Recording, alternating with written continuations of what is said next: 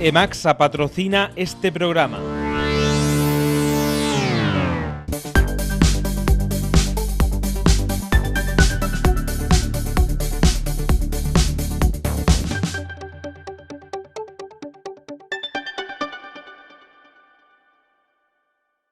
Muy buenas tardes a todos y todas, ¿qué tal estáis? Espero que sobreviviendo a este calorazo que ya nos viene en pleno mes de mayo. Nosotros, como siempre, os traemos noticias fresquitas de tecnología y videojuegos. También nos adentramos un poquito más en el periodismo de videojuegos, de la mano de un redactor de Game Reactor. También os traemos las últimas noticias y un top 5 de deportes por si todavía os quedan ganas de hacer ejercicio.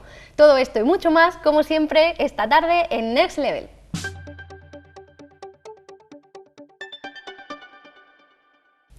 Pues si os encantaría trabajar sabiendo qué hay en vuestro videojuego favorito antes que nadie, no os perdáis al siguiente invitado que tenemos en Next Level. Él es Juan Antonio Fonseca y lleva desde 2013 trabajando en la prensa relacionada con los videojuegos, concretamente a nivel europeo, en Game Reactor. Hola Juan Antonio, ¿estás por ahí? Muy buenas tardes, ¿qué tal? Hola, ¿qué tal? Mira, creo que todos nos morimos de ganas por saber cómo es trabajar como, sobre todo, bueno, en tu caso experto en Nintendo, como especializado en reviews para videojuegos. Sí, bueno, la verdad es que es un trabajo, visto desde fuera a lo mejor parece algo mágico, ¿no? No, desde luego es un mundo maravilloso para nosotros.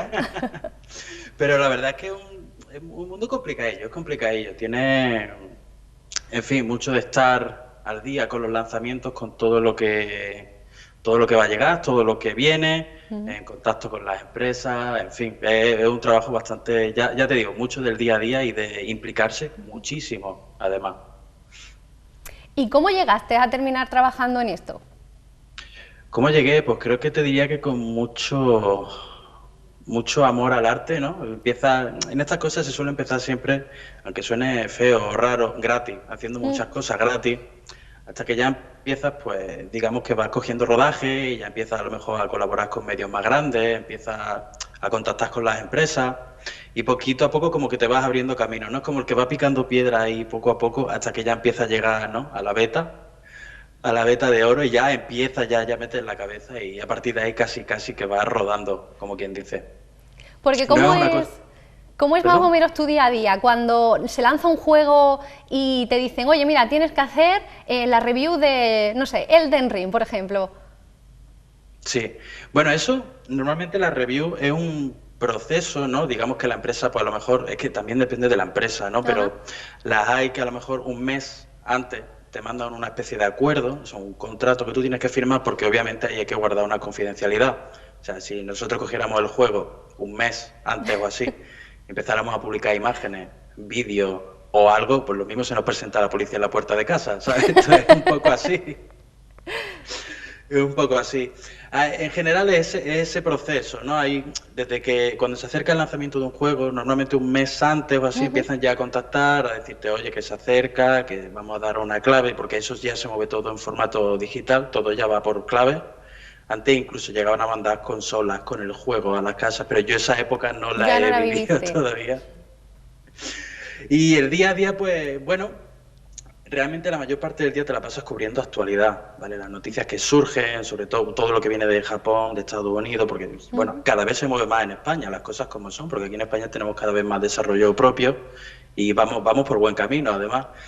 Pero sobre todo moverse a nivel, pues, internacional, buscar las noticias, las notas de prensa que mandan las empresas que quieren promocionar o anunciar algo, el evento que se celebra tal día, tal hora, estar ahí al pie del cañón y ir cubriendo todo lo que sea noticias, ¿no? Hace poco, por ejemplo, tuvimos un evento de Nintendo que, pues, se pudieron anunciar, pues, perfectamente 10 juegos diferentes. Sí. Y pues ya te digo, ahí intentando sacarlo lo más completo, lo más rápido posible y sobre todo de la forma más profesional, porque la gente tiene que entender qué es, ¿no? O sea, tienes que intentar que entiendan el juego, que sepan lo que es y que incluso sepan si realmente les puede atraer o no. Y ahí está el centro de la actividad, digamos. ¿Y solamente te mandan juegos, por así decirlo, más bien famosos o de hecho del lanzamiento de Nintendo, o te han mandado algún juego muy raro? Hay de todo. De hecho, normalmente cuando empiezas, sueles empezar con los juegos menos comunes, porque al final, digamos que la gente que tiene más experiencia, los medios se fían más de esas personas, ¿no? Porque saben que va a entregar algo más a la altura del tipo de lanzamiento que es. O sea, un Elden Ring, una persona que empieza a escribir, por ejemplo, no va a analizar un... No, claro. Sería muy raro, ¿no? A no ser que sea, yo qué sé, Reverte. No me imagino a Reverte analizando Elden Ring, la verdad. Sería curioso, ¿eh? Sería curioso. Sí, Cada sería vez hay curioso. más, ¿no? Cada vez se abre más la gente a eso. Pero se empieza sobre todo analizando juegos indie, porque el panorama indie es enorme y es verdad que hay muchas cosas que son sorprendentemente buenas, pero claro, también hay mucha morralla y hay que aprender, ¿no? O sea, la mejor forma de curtirse es haciendo callo y escribiendo y tratando con juegos tanto que te gustan como que no, también dándote cuenta de que no siempre tiene que ser un juego famoso para que sea bueno.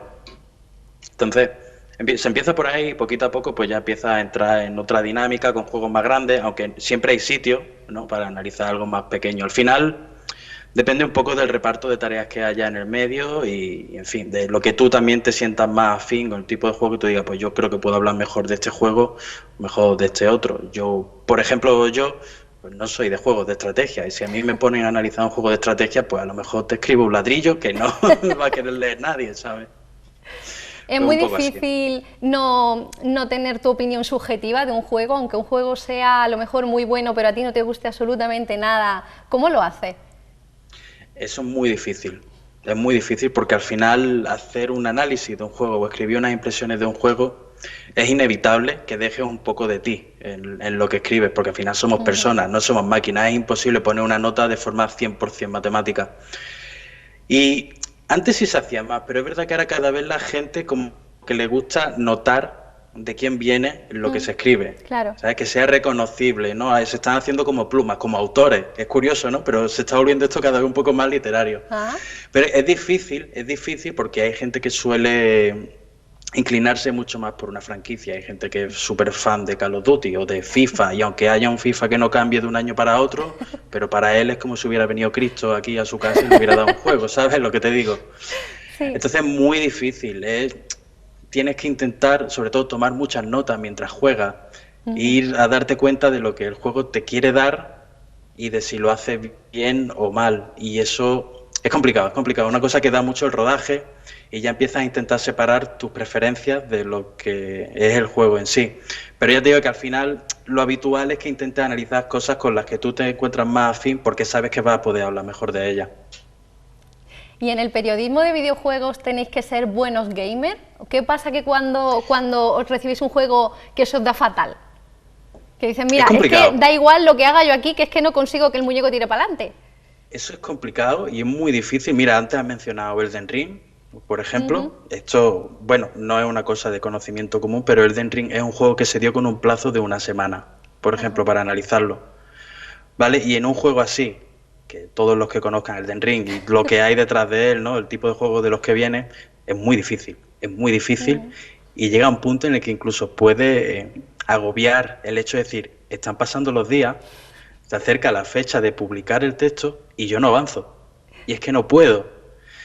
Entonces, en cierto sentido, yo creo que hay que ser bueno jugando. Hay que ser bueno jugando, pero no es algo estrictamente necesario. ¿Sabes lo que quiero decir? O sea, es más, es lo que te digo, entender las mecánicas que plantea o la historia o si es bueno a nivel técnico y a partir de ahí tú ya te puedes hacer una idea. El problema es que pues, si no se te da muy bien, a lo mejor no llegas a ciertas partes del juego que son necesarias para poder valorarlo adecuadamente. Entonces, yo creo que sí, que en cierto modo sí hay que ser bueno, pero no es algo estrictamente necesario. Y ya para terminar, ¿cuál sería, a título personal, tu juego favorito? ¡Wow!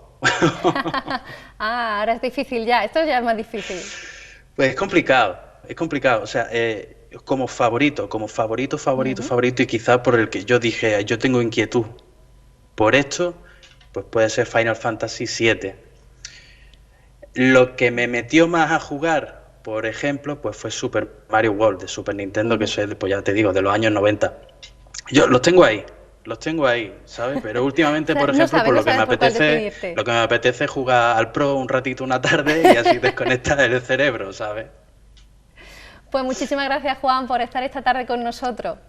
Nada, vosotros, encantado. Y el resto que nos está viendo desde casa, no os mováis porque vamos directamente con nuestro top 5. Y en el top 5 de hoy seguimos con el deporte. ¿Y qué nos traes? Pues mira, he decidido traer un top 5 sobre juegos deportivos, pero me he saltado al típico rey de siempre, que es el FIFA, porque además ya hablaremos de las noticias, pero no os queremos dejar sin estos 5 títulos que seguro habéis escuchado y que amáis. En el puesto número 5 tenemos a Ring Fit Adventure. Ring Fit Adventure es un juego de aventuras en el que tendrás que superar a los desafíos diseñados por el juego para tu nivel de fitness y complexión por medio de ejercicios de presión, sentadillas y flexiones. Puedes ajustarlo a tu habilidad para que se adapte perfectamente a ti y que disfrutes de los ejercicios propuestos mientras te pones en forma. Hay más de 20 mundos diferentes que puedes recorrer realizando diferentes acciones y venciendo enemigos que te aparecerán por el camino. NBA 2K. La serie de NBA 2K es una gama de videojuegos de baloncesto que se lanza anualmente desde 1999, cuando era exclusiva de la Dreamcast. La serie fue originalmente publicada por Sega, aunque ahora la publica 2K eSports. Se trata de uno de los juegos más realistas de NBA de todos los tiempos. Cuentan con gráficos hiperrealistas, controles personalizados y modos de juego en el que puedes recrear los encuentros que tú desees entre los equipos más famosos de la Liga de Baloncesto Internacional, que actualmente también incluyó la Liga Femenina dentro de sus títulos. En el puesto número 3 tenemos a Wii Sport. El gran pelotazo de salida de la Nintendo Wii pisó tan fuerte que ha tenido un par de secuelas y algunos intentos de replicar su entretenida mecánica para los juegos que nos ofrecía, entre los que teníamos tenis, boxeo, bolos, béisbol y golf. Años más tarde nos llegaría el Wii Sport Resort, donde la variedad de los deportes a elegir pasaría de ser buena a una auténtica locura. En cualquier lugar donde este juego haya estado, ha procurado buenos momentos de diversión en los grupos de amigos y familia, a menos que reventaseis el mando contra la pantalla sin querer. En el puesto número 2 tenemos a Mario y Sonic en los Juegos Olímpicos. Es el videojuego de deportes que presenta el crossover entre personajes de la franquicia de Super Mario y Sonic the Hedgehog. En él puedes competir en varios eventos basados en los deportes de la Olimpiada y lo haces utilizando a los personajes de 2 de las franquicias más famosas de los videojuegos. Puedes competir en varios eventos como natación, gimnasia, fútbol, boxeo, escalada, deporte, karate y muchos otros. Cada nueva versión incluye diferentes juegos y no te quedes sin competir con gente de todo el mundo gracias al modo online, como si verdaderamente los Juegos Olímpicos estuvieran en tu casa. Y en el puesto número 1 tenemos a Rocket League. El videojuego en el que combinas vehículos con fútbol debía estar en lo más alto. Lo que quizás no sepáis algunos es que se trata de la secuela del Supersonic Acrobatic Rocket Powered Battle Cars. Es muy similar al fútbol, aunque se usan coches en vez de jugadores y se juega con una pelota de gran tamaño. Hay varias combinaciones de juego, desde el 1 contra 1 hasta muchas más posibilidades. Cada vehículo puede usar una propulsión extra para acelerar y desplazarse por el aire. Los partidos son alocados y trepidantes, por lo que fácilmente se ganó el cariño de una extensa comunidad y un lugar en las competiciones de eSport.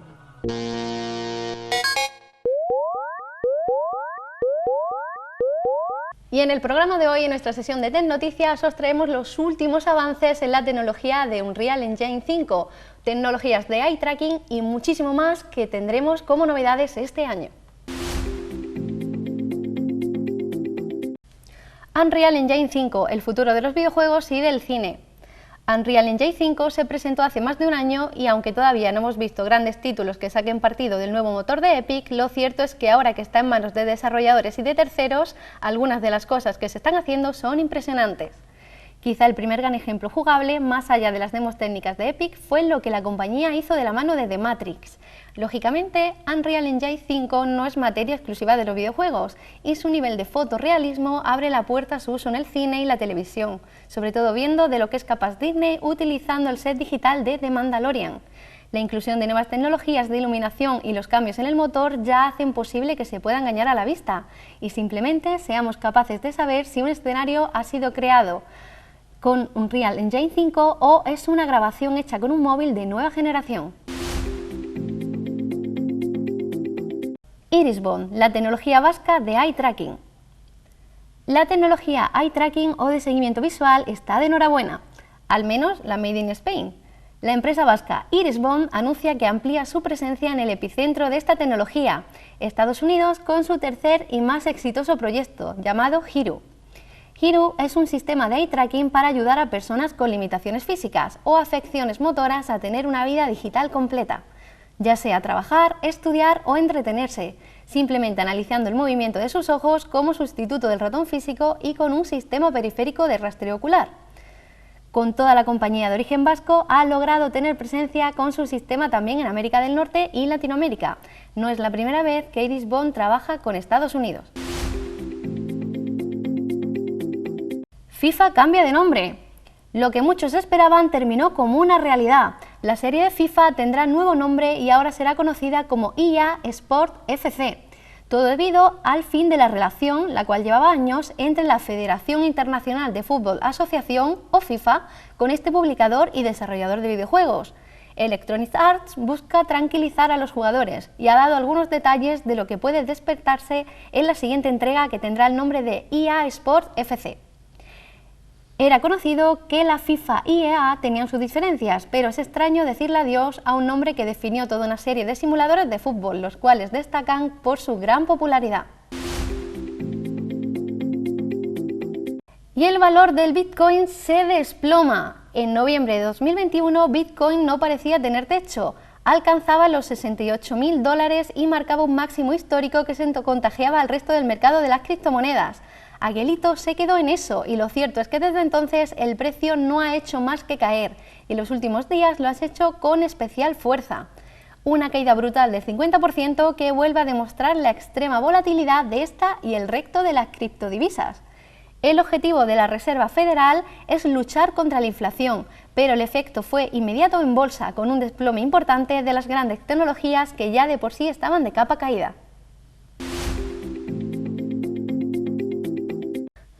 Y os traemos los momentos más destacables del Indie World Showcase. Esperamos con muchas ganas este Indie World Showcase, en el que desarrolladores independientes de todo el mundo se han reunido para hablar de algunos de los próximos lanzamientos más destacados de la escena para Nintendo Switch. Si podemos definir en pocas palabras este Indie World Showcase, sería adorable y oscuro a partes iguales. Y para que veáis a qué nos referimos, os traemos estos ejemplos que hemos destacado para vosotros. Por un lado, puedes salvar tu planeta en el juego de acción interplanetario Batora Lost Heaven, o salvar tu deuda y convirtiéndote en un cordero poseído en Cult of the Land. También tenemos Gunbrella, un juego de desplazamiento lateral Noir-Punk que incluye un arma mortal normalmente reservada para la lluvia. Y We Are OFK cuenta la historia de una banda emergente en Los Ángeles. Y terminamos el Indie World Showcase con un montaje en el que otros muchos títulos independientes de la próxima aparición se mostraban al público, como Card Shark, One Shot, Curse to Golf, Idol Manager y muchos más.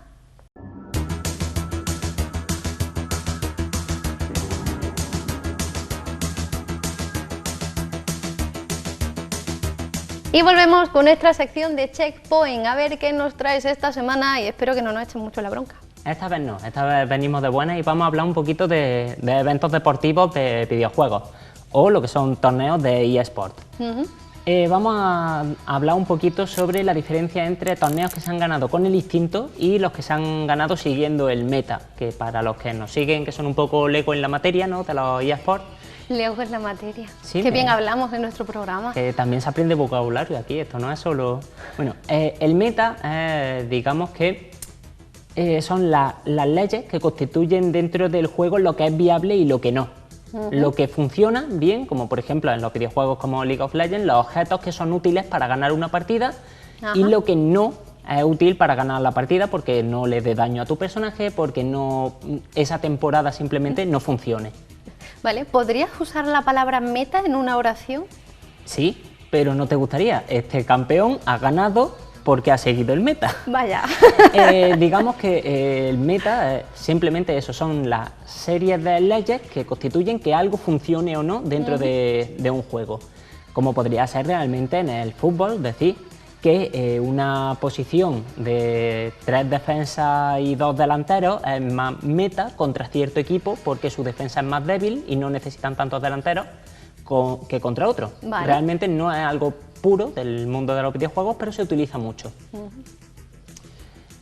Vamos a hablar de 2 torneos en concreto que se contraponen mucho el uno con el otro. Nos remontamos a las salidas de Super Smash Bros. Ultimate for Wii U, perdón. Super Smash Bros. For Wii U. El 4, para ser exacto, de hecho, pero se le llama, a esa edición se le llamaba For Wii U. Y vamos al torneo mundial, en el que cuando ya habían salido todos los personajes extra de DLC, de ¿Sí? descarga, se hizo este gran torneo mundial al que llegaron a la final 4 jugadores que utilizaban no solo el mismo personaje, Bayonetta en este caso, sino exactamente los mismos movimientos. ¿Por qué? Porque el personaje era el último personaje que había salido de descarga, estaba totalmente desequilibrado, era muy poderoso comparado con el resto y no solo eso, sino que tenía una serie de combos exactos que si lo ejecutaba te aseguraban la partida. Un segundo, ¿cuántos personajes más o menos había o hay en el Super Smash? Pues es muy difícil de decir. En Super Smash Bros. Para Wii U creo que eran cerca de los 40. Vale, entonces entre 40 personajes Los había 4 competidores uno, que llegaron a la final utilizaban todos a Bayonetta. Efectivamente. y luego esto cómo se ve dentro del juego. Pues se convirtió en algo bastante aburrido, tanto para jugadores como para la gente que lo estaba viendo, incluso para los comentaristas, porque al final teníamos 4 personajes que utilizaban el mismo, 4 jugadores que utilizaban el mismo personaje, lo cual dificultaba mucho comentarlo, porque Bayonetta ha golpeado a Bayonetta y ha vencido a Bayonetta. No, Sí que es un poco caótico, sobre todo comparado con el resto de juegos en los que no se puede repetir personajes. Lo convirtió en un infierno a nivel de jugabilidad porque Bayonetta se basa en un sistema de esquiva en el momento exacto para evitar que te golpeen, ralentizar el tiempo y sobreponerte a tu rival, que hizo que fuera una partida eterna, muy lenta, en la que todos usaban exactamente los mismos combos en el mismo momento, lo que significaba que o se esquivaban o los ataques chocaban entre sí, pero no creando un momento tipo Street Fighter, cuando todos los ataques chocaban y buscaban el momento exacto para encajarse, que ya hablaremos de ese momento porque fue épico, sino a un nivel aburrido. Vale. Porque realmente Smash Bros. Para Wii U, bueno, y Smash Bros. En general, se pensó como un juego divertido, no simplemente para jugar torneos. Entonces no tiene unos sistemas en los que chocar las contras hiciera que cada vez fuese más lento o que al final uno de ellos se sobrepone. No. Nada. Simplemente Totalmente caótico, caótico, largo. sobre todo. Eran 4, cuando ya quedaban 2 pensabas que iba a mejorar, pero no. Pero fue un momento interesante de la historia de los videojuegos, algo para la gente que no se esperaba dentro de Smash Bros, ¿no? Que la gente se tomase tan en serio el meta y que desencadenó pues ya una serie de luchas internas entre la gente que jugaba Smash Bros por diversión o la que buscaba el mejor personaje. Que de hecho hizo referencia incluso el propio desarrollador del videojuego cuando sacó a Sephiroth y empezó a hablar sobre su combo de movimiento y el time frame y luego se interrumpió a sí mismo para decir, espera, yo quería hacer un juego divertido, no esto. Y luego tenemos el momento que todos los que les gusta aquí League of Legends recordarán, que fue, además de la escena española de League of Legends, el backdoor, la entrada trasera de XPK, en aquella grieta del invocador tan antigua ya, además.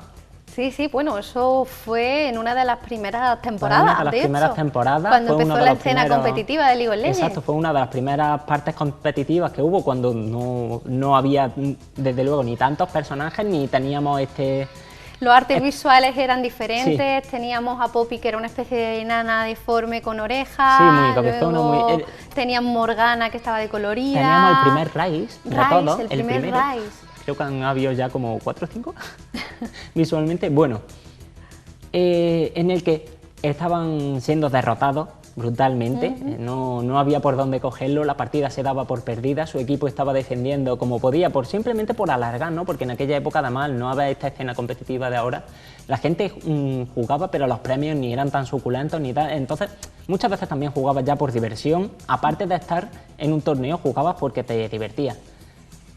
Y XPK dijo que no, que eso no acababa ahí ni acababa de esas maneras. Y mientras todo el equipo se le echaba encima, él se fue por la línea inferior. ¿Con qué personaje? Malzahar, ¿verdad? Creo que era Malzahar, ¿verdad? Malzahar, Es que- porque utilizó el teletransporte. Es que, claro, teniendo en cuenta cómo han cambiado las habilidades, lo estuve viendo, pero ya me cuesta mucho diferenciar los personajes. Antiguos, ¿no? Pues nada, Claro, yo bueno. yo soy relativamente nuevo en League of Legends, entonces me cuesta mucho diferenciar los personajes antiguos, pero juraría que era Malzahar. Fue absurdo aquello y impresionante a partes iguales, en el que el equipo rival simplemente siguió atacando porque no daba un duro por él y él siguió avanzando por la línea inferior arrasó y para cuando el equipo rival ya vio que era una amenaza fue demasiado tarde. Había tumbado las últimas torretas, había llegado hasta el Nexo y los derribó él solo. Y en este caso no era ni siquiera un personaje que diga era el mejor personaje que había en ese momento, ni tenía un set de equipamiento, ni había estado ganando la partida, ni siquiera. Simplemente hizo caso a su instinto, ¿no? A ese algo en las entrañas que te dice, voy a hacer esto, va a funcionar. Que a veces no funciona, pero tienes que intentarlo, porque si no, nunca lo sabes. Y funcionó, en este caso funcionó, y no solo funcionó, sino que lo convirtió ya en un hito en aquella época de League of Legends. Todo el mundo lo intentaba en todas las partidas, además, siempre. Sí. Obviamente no con esa destreza, pero marcó un nuevo meta. De hecho, no existía ese meta hasta que lo hizo él. O sea que creo que eso va un poco por lo que hablamos hoy, ¿no? Esta moraleja. ¿Qué moraleja hay? De hoy, que es que, bueno, el meta no siempre se basa solo en los números y en las estadísticas, sino en que alguien ha hecho algo y funciona. Entonces, a lo mejor lo que tú pensabas que era meta era solo porque no se podía contrarrestar, porque no lo había intentado. Pero que también tenemos que tener en cuenta que hay juegos que no se han diseñado con la idea de que tú busques la manera de romperlo, sino simplemente, pues, que lo disfrutes. Pues muchísimas gracias por venir hoy y contarnos otra vez hitos de la historia de los videojuegos. Desde luego, momentos muy emocionantes, que algunos conocían, otros no. Y más que tenemos, ya hablaremos de aquel torneo de Street Fighter 2 que fue impresionante. Lo esperamos para la semana que viene. Para la semana que viene lo tendré. Y vosotros no mováis de ahí porque vamos a recomendaros el juego de la semana.